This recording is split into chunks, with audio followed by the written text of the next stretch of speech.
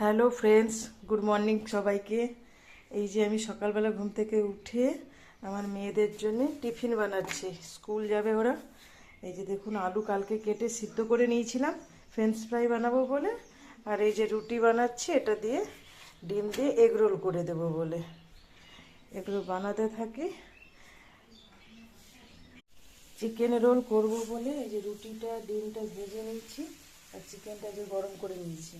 আর এই যে French fry ভাজবো বলে কালকে আগে থেকেই আলুগুলোকে কেটে সিদ্ধ করে নিয়েছি, দিয়ে ফ্রিজে রেখে দিয়েছিলাম যাতে সময়টা কম লাগে। এবারে এর উপরে কর্নফ্লাওয়ার দিয়ে মাখিয়ে নেব। এই ফার্স্টবার ট্রাই করছি, জানি না বন্ধুরা কেমন হবে। এটা কর্নফ্লাওয়ারটা মাখিয়ে তারপরে ভাজবো। এর আগে করিনি কখনো, এই ফার্স্ট টাইম ট্রাই করছি।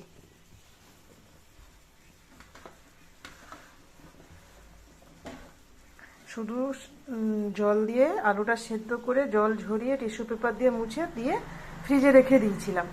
আর এতে নুন ঠুন কিচ্ছু দেবো না, শুধু জাস্ট কর্নফ্লাওয়ারটা মাখালাম।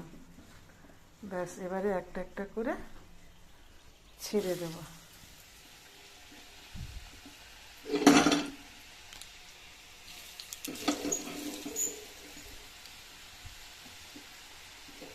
মেয়েদের দুটো ব্রেক হয়, একটা শর্ট ব্রেক একটা লং ব্রেক। শর্ট ব্রেকের জন্যে এটা করছি, আর লং ব্রেকের জন্যে রোল করছি।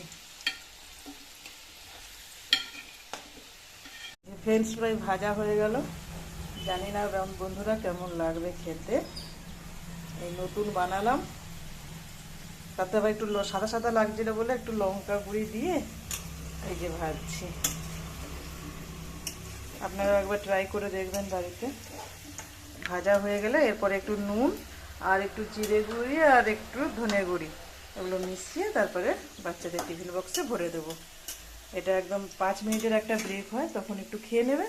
আর লং ব্রেকে তো এগ রোল করেই দিচ্ছি, সেটা খেয়ে নেবে। বাই।